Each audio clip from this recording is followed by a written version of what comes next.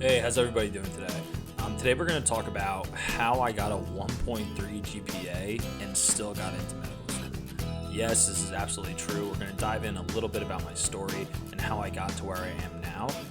However, I really want to talk to the people that are struggling with getting a high GPA and you feel kind of lost and you feel like you absolutely can't make it into medical school. Hopefully this story sort of gives you some hope and inspires you. So as always, this video is presented by TME Consulting. All of our information will be in our bio. So starting off college, I truly did not know what I wanted to do. I really enjoyed anatomy because when I was younger, I sort of got into exercising. So honestly, I was leaning towards something maybe along the physical therapy line.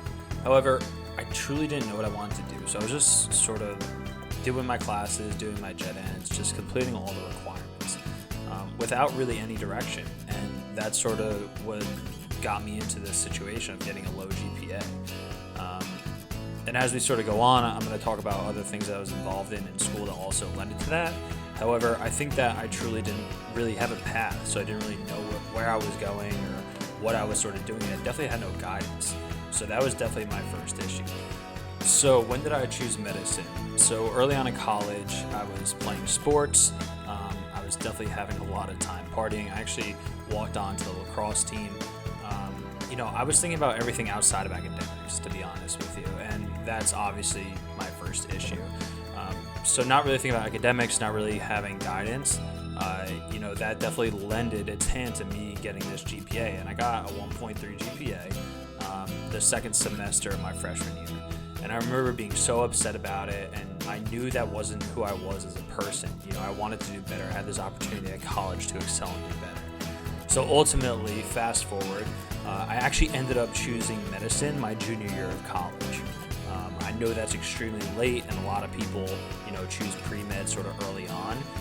But to me, like I said, I didn't really have a direction. I didn't really know what I wanted to do, and I knew that it was okay, that I didn't, dress up as a surgeon or a doctor when I was a child. I knew that I could still get there, and even though this was a newfound dream, I was going to do everything I could to get myself into that position. So after I chose medicine as my major, I was just like a train. I didn't really think about anything else. I focused completely on getting to where I wanted to go, and that really lended its helping hand. I ended up getting my GPA all the way up. I did very well. I had a nice upward trend. So then after that, I decided to start studying for the MCAT. I decided I only needed 1 month to study for my MCAT, and that was a horrible decision. And I ended up actually doing very poor on my first attempt at the MCAT. So now what? I did horrible on my MCAT. I had an okay GPA when I finished college. I definitely wouldn't say in the range of top tier medical schools, but I definitely had a competitive GPA for medical school. So I thought, now what? And luckily, I was shadowing a orthopedic surgeon who really pushed me to go to a post-bacc program. So yes, I indeed applied to a post-bacc program, and I did complete actually a 2-year post-bacc program that awarded me my master's, and as well as getting a master's degree.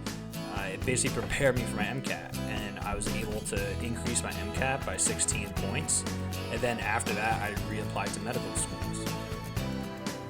So after reapplying, I actually ended up getting a good amount of interviews from both DO and MD medical schools. I received multiple acceptances, and currently I'm at a U.S. allopathic medical school. So it was a long journey, and it had a lot of ups and downs, and especially downs in the beginning. But I just want to let you guys know that you have to keep working towards your goal. Don't let any of this discourage you. And that sort of brings us to our next sort of portion is, what do I want to give back to you guys? And what do I want to give back to the people who may be in this position? So it's really important that to know that you determine your future, right? No one else sort of determines the outcomes of what you do besides you. If you find weaknesses that you have to improve on to increase your competitiveness to medical school, you have to seek those opportunities.